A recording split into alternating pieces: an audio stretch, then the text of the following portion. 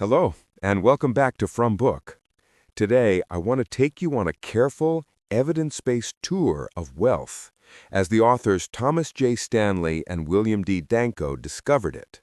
Not the glamorized wealth we see on magazine covers, but the quiet wealth that lives next door. When I first read The Millionaire Next Door, what struck me most was how counterintuitive the findings are. We expect millionaires to be flashy, big houses, expensive cars, obvious markers of success.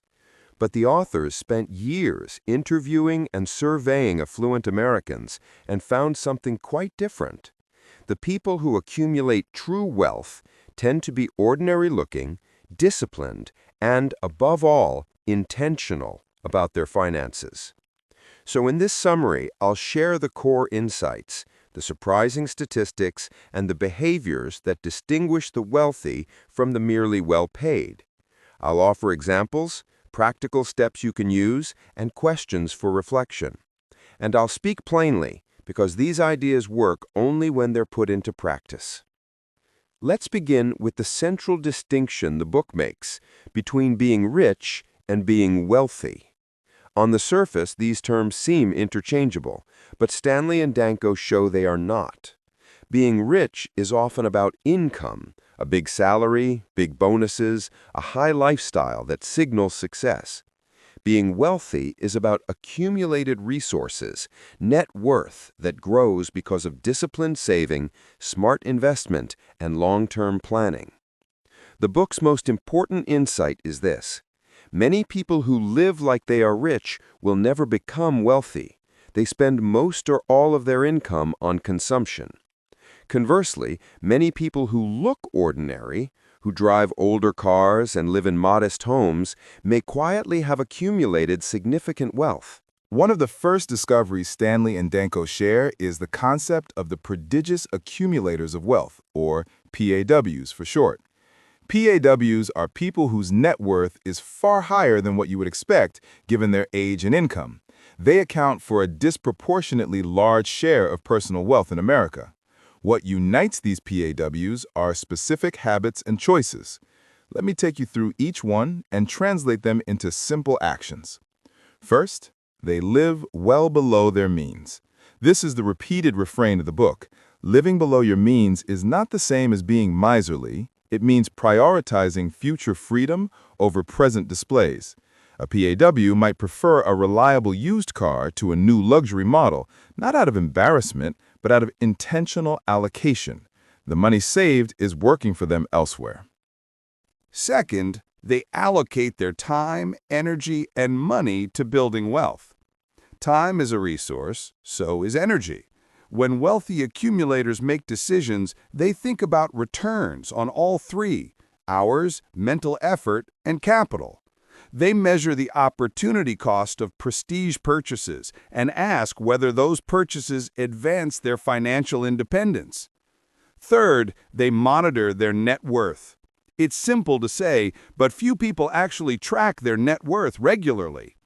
PAWs maintain budgets, review statements, and examine the balance between assets and liabilities. This tracking is not an exercise in vanity, it's an instrument for disciplined decision-making. Fourth, they prize financial independence over social status. This is where many of the surprises come. People who value status spend heavily to be seen as successful. PAWs value autonomy, the ability to choose how they spend their time, and they are willing to forgo public recognition to achieve it.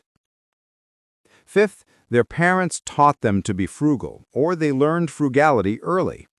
Family background matters. Many PAWs grew up in households where resourcefulness and thrift were normal behaviors. This doesn't mean that wealthy parents always pass wealth to children. Often, it's attitudes and habits that transmit across generations. Sixth, they are often self-employed or business owners. The book shows an overrepresentation of entrepreneurs, small business owners, and professionals who run their own practices among PAWs. Owning a business creates opportunities for wealth building through retained earnings, capital gains, and asset ownership that employees rarely access. Seventh, They choose a suitable occupation and match their lifestyle to their means. Many PAWs work in fields that reward saving and investment rather than conspicuous consumption. They choose careers where they can control costs and build assets, or they structure compensation in ways that let them reinvest. Now I want to ground these habits in real examples from the book and from the kinds of lives I see around me. One memorable profile is of a family who lived on a small suburban lot, drove older cars, and had no extravagant vacations. Yet their net worth far exceeded neighbors who had larger houses and newer vehicles. When asked why, the family explained they directed a large portion of their income into retirement accounts and a diversified portfolio early in their careers. They treated their wealth plan like a project, one that required time, consistent contributions, and the discipline to avoid lifestyle creep. Contrast that with another profile the authors call the underaccumulator of wealth, or UAW. UAWs have high incomes relative to their net worth. Why?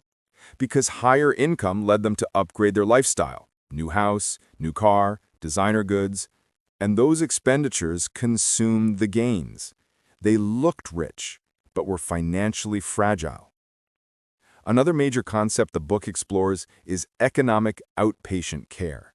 This is a technical phrase the authors use to describe financial assistance from parents to grown children that unintentionally undermines the child's ability to build independence. Consider parents who regularly give adult children money for rent, cars, or lifestyle maintenance. The child's perceived safety net reduces their incentive to save and invest. Over time, the family unit's wealth may be concentrated with the parents, but the younger generation struggles because they never learn to accumulate. This is delicate and personal, but the data show it happens commonly. Wealth that becomes an endless safety net can be counterproductive. The authors recommend balanced support, help that encourages responsibility and asset building rather than long-term dependency. The book also busts many myths. Let me highlight a few. Myth number 1: high education always leads to wealth. While education correlates with higher income, the book shows that advanced degrees do not guarantee accumulation. High-paid professionals like physicians can earn large salaries, yet live paycheck to paycheck if they match a high lifestyle to that income. On the other hand, many owners of small businesses with modest formal education outperform professionals in net worth because they prioritize saving and investment. Myth number 2: expensive taste implies wealth. Status signals, expensive cars, luxury clothing, big houses, often disguise low savings and high debt. Appearances can be financed, not owned. Myth number 3: millionaires always inherit money. While inheritances contribute to some fortunes, a large share of millionaires are first-generation wealth holders. They accumulated wealth through frugality, disciplined investment, and long-term planning. One of the most actionable parts of the book is the idea of target net worth, a simple benchmark that relates age and income to what your net worth should be. The formula in the book gives readers a way to assess whether they are on track. I find this pragmatic. Instead of comparing to neighbors, you compare to a personalized target. If your net worth falls below the target, it's a signal to examine spending and increase saving rates. But the target is not a strict rule. It's a diagnostic. If you're behind, don't panic. Consider it data. Adjust your saving rate, reduce non-productive spending, and direct resources toward appreciating assets. Let's talk about budgeting. The authors are clear that budgeting is important, but they emphasize effective budgeting. Budgeting isn't about assigning a number to every expense for its own sake. It's about allocating resources to build wealth, retirement accounts, investments, business capital, and emergency funds. The wealthy are excellent allocators. They view each dollar as a choice between consumption today and independence tomorrow. A practical pattern I want to emphasize is this: pay yourself first. Before you upgrade the car or sign the lease on a nicer apartment, move a portion of your income into investments automatically. Automaticity reduces the friction of better choices. It converts intention into habit. Now I'll address investment behavior. The book points out that millionaires tend to be conservative and consistent, not speculative and flashy. They invest regularly, diversify, favor low-cost instruments, and avoid the temptation to chase hot trends. This steady behavior reduces the probability of ruin and benefits from compounding over decades. A subtle but critical point: many millionaires avoid high-risk lifestyles, even if they pursue entrepreneurial risk sensibly. Risk on the business side can be calculated. Risk on personal spending is foolish, because when you live beyond your means, you multiply the downside. Another fascinating element is the relationship between occupation and accumulation. Certain occupations produce concentrated accumulators: small business owners, professionals who own their practices, successful real estate investors. But there's also a pattern among salaried managers. Those who control costs and invest aggressively can build similar wealth. So the key is not the title itself, but how someone uses their income, whether they convert salary into assets. The authors also highlight the role of frugality as a learned skill. It's not deprivation, it's strategic consumption. The wealthy choose experiences and purchases that create long-term value rather than temporary status. Frugality frees capital for investments that compound. I want to give you 3 concrete examples, composites drawn from the book and the research pattern, because examples simplify abstract ideas. Example 1. Angela, the dental practice owner. Angela ran a small dental practice. She didn't live ostentatiously. Her office was neat, but not luxurious. She invested early into retirement accounts, purchased her office building instead of leasing, and put surplus profits into diversified investments. Over 25 years, she developed equity in real estate and portfolio assets that created cash flow independent of her daily work. Angela grew into a PAW because she converted income into ownership. Example 2. Marcus, the corporate executive. Marcus earned a high salary at a multinational firm. Yet when promotions raised his pay, he kept lifestyle increases modest. He increased retirement contributions with each raise and avoided expensive houses and new cars. By age 55, his net worth exceeded peers who earned the same but spent more. Marcus treated raises as a tool for accelerating financial independence, not for signaling success. Example 3. The underaccumulator couple. 2 partners, both earning high incomes, upgraded their home, took expensive vacations, and financed luxury items. They drove new cars and pursued status. When recession arrived, their savings were insufficient, their investments were minimal, and they faced significant lifestyle adjustments. They looked wealthy, but they lacked resilience. These examples carry a consistent message. Wealth is built from choices repeated over time. No single clever trade or windfall. It's habit. Let me now highlight a few behavioral traps the authors warn against and how to avoid them. Trap 1. Lifestyle inflation. As income rises, expenses tend to rise too. The antidote? Anchor your lifestyle to long-term goals and pre-commit raises to investments. Trap 2. Conspicuous consumption.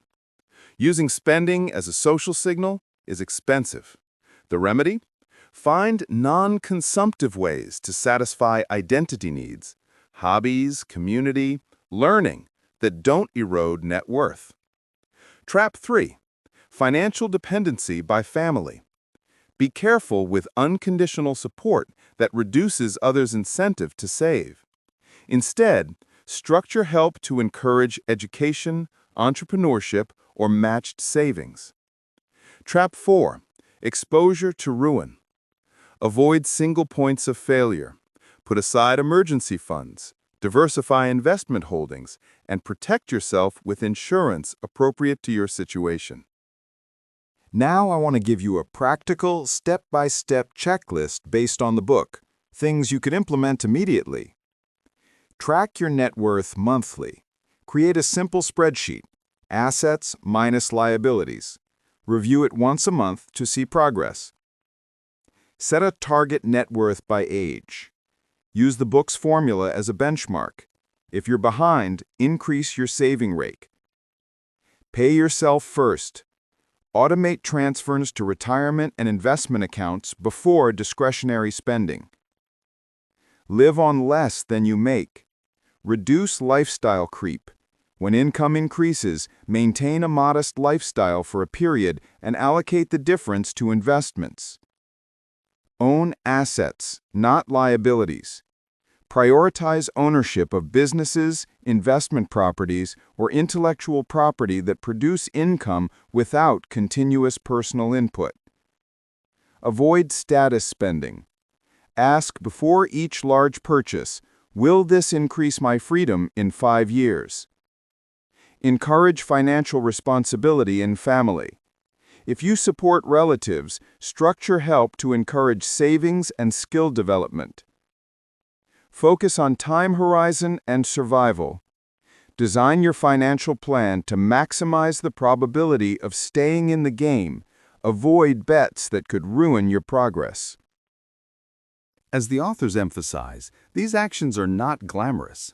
They require patience and a willingness to forego immediate recognition. But the payoff is durable. Before I close, let's reflect on some deeper cultural implications the book raises.